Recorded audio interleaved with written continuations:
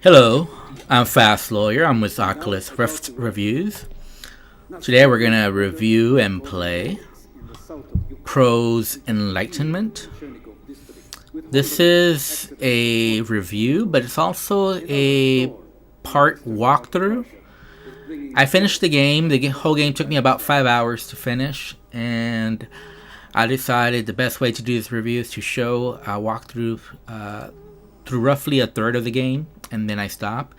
If I get enough interest, then I'll do a part 2 and a part 3 to end the walkthrough. For right now, though, I'm leaving it like this. Hopefully this is enough to get you through the hump if you're stuck early on in the game. I know I was, due to a technical issue, which I'll mention once we get to that portion of the video. But spoiler alert, there is lots of spoilers in here. Obviously, this is a walkthrough, so beware of those spoilers.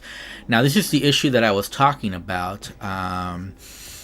You need these tubes to solve one of the puzzles, and that took me forever to figure out. Probably a good 30 minutes, maybe an hour. I don't know. I didn't look up anything online, so I finished the whole game without searching up anything, Googling anything. I finished it all on my own. But that threw me for a loop because I couldn't reach those tubes. So I didn't think they were part of the puzzle. Obviously, I was looking all around the room trying to find what you're supposed to do. How are you supposed to get this computer to work? I saw the little tube things, but because I couldn't reach it, I assumed, okay, that must not be it. There must be something else. But it turns out that was it. The way I was able to figure out my issue, the way I was able to reach them, is that I sat down, I reset my view, then I stood up again, and then I was able to reach those tubes that you need, those colored little tubes that you connect. Even though you do have magnet hands, in other words, you point and you click to pick up stuff like you saw there, when they were high up, I couldn't do that with them. It just didn't work. So I had to reset my view by sitting down and then standing up, and I was able to reach them. Because of issues like that, I don't think you can play this game seated. There's other issues later in the game where you have to reach in one area and move in another area with your hands, and I think if you're sitting down, you won't be able to do it. Because I really had to reach, and the only way that I was able to do that was by standing. So it says you can play this game seated. There is a seated mode, but I just don't think, given some of the things you have to do, that seated works. I think you do need to be standing. Again, because otherwise you have trouble reaching stuff. Because I could barely reach with both my hands across from one area that I had to move my hands with to another area that I had to move my hands with to calibrate some of the puzzles properly. But let me talk more about the game. I'm sorry, I got sidetracked there by talking about some of the issues with the game. Proze Enlightenment is by developers Sign, and I don't know much about this developer. They might be a Russian developer for all I know. This is what I can tell you. This is a really nice looking game, and it's got a really nice story atmosphere, a nice story that you're finding out about this guy Anatoly and what happened to him, what happened to this secret project they're talking about, what's going on here, who are you? So there is a nice mystery aspect. There's a nice story so it's not just a puzzle. So it might seem like this is just a puzzle game and you solve puzzles to progress from one area to the next area, but it's really the story that caught my attention, and that's what I was really enjoying. It reminded me a lot of The Gallery, Season 1, Starseed. So I don't know if you've played The Gallery VR, the first one, not the second one. Gallery Episode 1, Call of the Starseed. This game really reminded me of that game, maybe a better version of that game. As far as the story aspect. I brought you the spare part you've asked for. Those are the options available. As you can see, there is a full locomotion. There's smooth turning and snap turning. The smooth turning didn't feel right to me, so I went ahead and chose snap turning, even though the snap turning also wasn't perfect. But with the snap turning, it worked. Not as smoothly as I would have wanted, but it worked. So there is full locomotion. You do have smooth and snap turning. There's some graphical options as well. I'm on a 1080 GTX. I'm sorry, a 1060 GTX. I wish I had a 1080 GTX. I see. So I was on medium settings, and still, it looked really nice. The game ran smoothly for me for the most part. But there were long loading screens in between scenes. But other than that, it ran smoothly. I did experience one crash and a couple of bugs. One of the bugs was, almost all the bugs happened later in the game though. So early on there were no bugs, and also the crash happened later in the game. So early on in the game, there were no bugs or issues with me. It ran pretty smoothly. When you're going to a new area, though, you can tell the frame rates do take a little bit of a drop at times, but for the most part, they're pretty consistent. The main gripe I have with this game is just the overall clunkiness to some of the puzzles, and some of the puzzle designs weren't the best. So those are my main criticisms of the game. I guess it's twofold. I said my main criticism. I have main criticisms, two of them. I think the puzzle aspect is the bigger issue. A lot of the puzzles for me were just trial and error, which I did not like. There's some puzzles that you're just not going to be able to figure out because there's no logic beforehand that'll lead you to a solution. It's a lot of trial and error. One example is that you saw that little wave synchronization where you're moving one dial one way and another way to match the tones, but it didn't really make sense to me. I tried matching the tones and it didn't work. I just trial and error. I just tried a bunch of them, and finally it worked. So here's another technical issue. I'm not sure you can tell on desktop mode, but in VR it's very pronounced. When you move your finger close to your head, it makes your finger come in focus, but everything else get out of focus. So this happens a lot in the game. Anything you hold close to you will become focused, and then everything in the background will become blurry, out of focus, which is very weird. I don't think I've played another game quite like that. I do recommend the game, but it does end on a cliffhanger, sort of. At least halfway through the story, it just ends abruptly with a mini cliffhanger, so you don't really get to find out how the story ends. And unfortunately, that was really the best aspect to the game for me, was the story, because it was getting really interesting. I was really wanting to find out what happens next. So I was really interested in finishing the game, only to find out it doesn't finish, which is kind of sad because the puzzles themselves weren't the best, to be honest. I don't think there was one puzzle that I solved that I was like, aha. Most of the puzzles I solved were just bumbling my way through and just trial and error. Especially towards the end, they get very tedious. There's one puzzle in particular where you're trying to configure this gas tank or air tank, and it was very difficult because you have to use one hand on one side, another hand on another side, while you're moving these dials that it's very easy to not have control of, because even though you press grab on them, you can lose control very easy when you move your hand slightly away, and it makes it very tough and very frustrating, and you're on a timer, so you can fail. And I think I ended up failing, I don't know, a good 20 times before I finally was able to beat the timer. Once you do it, it becomes easier. So once you have solved it, you're like, oh, that's not wasn't too difficult, but getting there, very frustrating. And it never really feels satisfying to solve some of these puzzles. Like I said, the reason that you're solving them, though, the reason you're motivated is because the story, at least in my opinion, was very good, and I wanted to see what happened next. I wanted to see how this story concluded, and then only to find out it doesn't conclude. So just when it gets really interesting, you're like, all right, I want to know what happens now.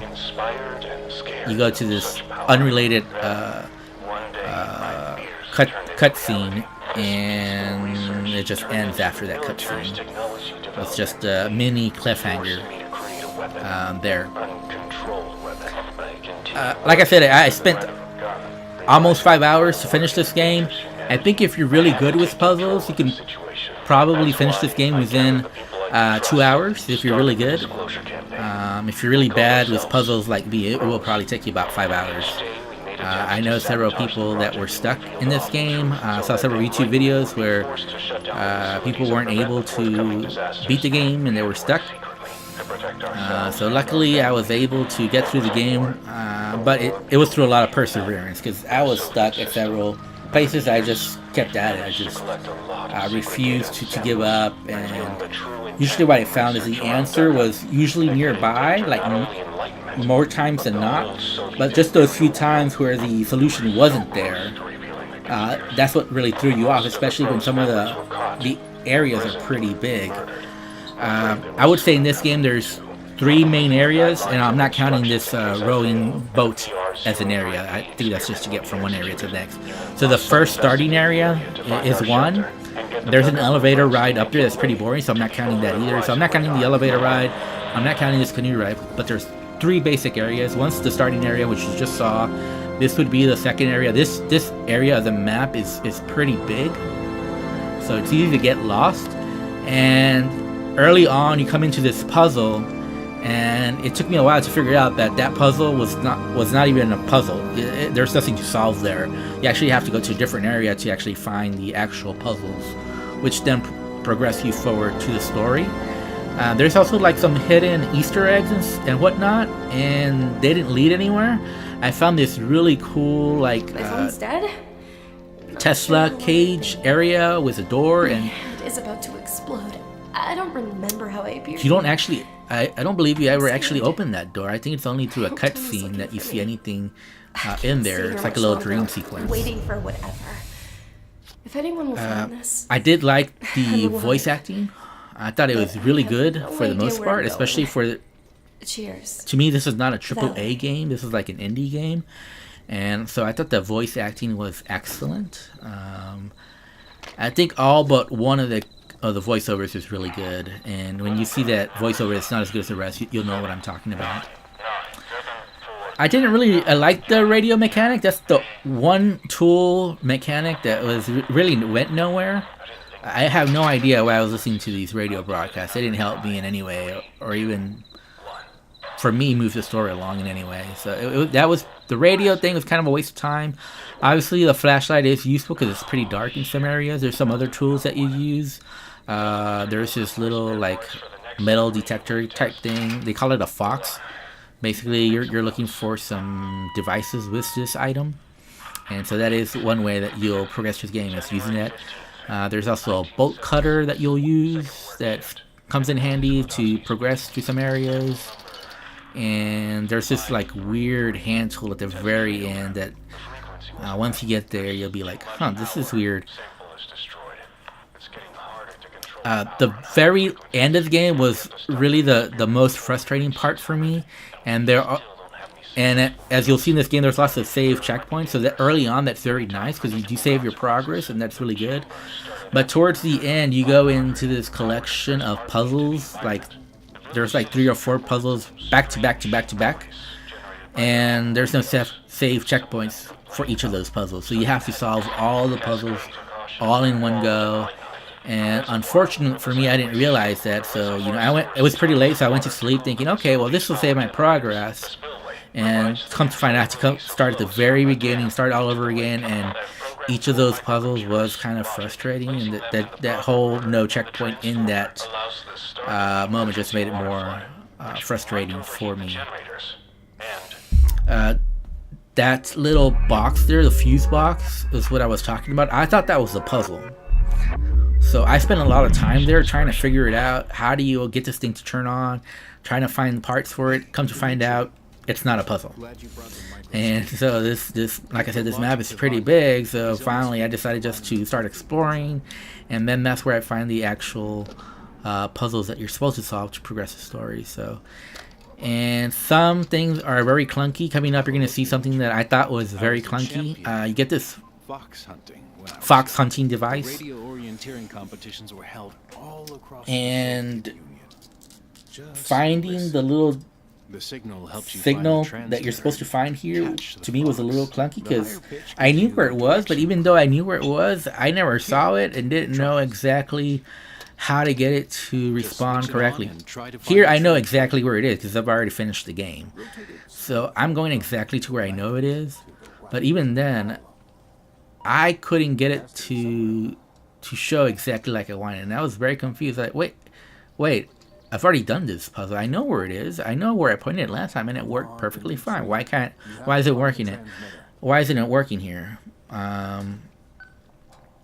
And this happens a lot. This thing gave me a lot of false positives in my playthrough. I thought for a minute that it was clicking and that Now, I was headed the right direction, only to find out that I wasn't, because it just takes you around in a circle. So I was very confused by that. Here's another clunky part.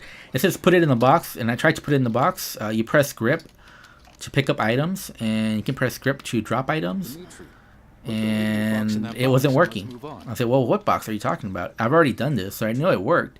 And here I try to put it in there, it wouldn't work. What I found out eventually is that you have to actually reach down and reach as low as possible to get it into the box. And so again, to me that's a clunky mechanic, Dimitri, much like the tubes early on in the game where, okay, I know I need to use those tubes, but I can't reach them. And I have to sit down, reset view, and then stand up to be able to reach it, to get the tubes that I know that I need. So that makes puzzles more complicated, more frustrating to solve. And I don't think that should be part of any kind of puzzle difficulty in any kind of game. You see these loading screens for one mechanic, and this is like in the second part. This is not on the video, but once you clear this first part, what happens is this red mass comes towards you, and you're supposed to do something to avoid it. And my screen would turn red, and my screen stayed red, and I couldn't figure out what's going on. It stayed red for like a good 2 minutes, and I was walking around pressing all kinds of different buttons trying to figure out what to do. And as it turned out, it was a bug, so I had to quit the game and restart, and then it started properly on the next part of the puzzle, which was supposed to happen in my game, but it didn't because the screen just stayed red. So there are frustrating things that happen in this game, which is a shame because, again, I really liked this game. I really enjoyed the story. That was really pushing me forward to solve these puzzles, even though they weren't the greatest, because I was really enjoying the story, the adventure, the mystery. This is a good sci-fi story, good voice acting, nice atmosphere, nice graphics. Unfortunately, the gameplay is very... This is another thing that took me forever to figure out, putting that little fox thing in there. I saw the little icons, but I didn't know that's what the icon wanted me to do, was to just put it on the side of that contraption there. And again, that's another thing that took me forever to figure out. I figured out these switches, but again, it was through trial and error, just doing random stuff. You're supposed to make like a blue line underneath, so that doesn't fall all the way down, and then make a blue line right on top so it goes up to that blue line, and then let go of the bottom one, then make another blue line to the top, and then it'll get all the way to the top eventually. But what the logic was behind all this, I don't know. Maybe there is a logic, but I just did it through trial and error. Here, I think I just decided it was going to be the end of the video, so I actually put the wrong answer intentionally just because I wanted to end the video. Again, I did have fun. I did enjoy this game, but I'm going to give it a 6.5 because there was just too many clunky mechanics, too many errors, too many bugs. This game just needed more polish, and the puzzles could have been done better as well. But the story atmosphere, the actual story, the graphics are all excellent. So again, I give it a 6.5 out of 10. Thank you. Have a wonderful day. Goodbye.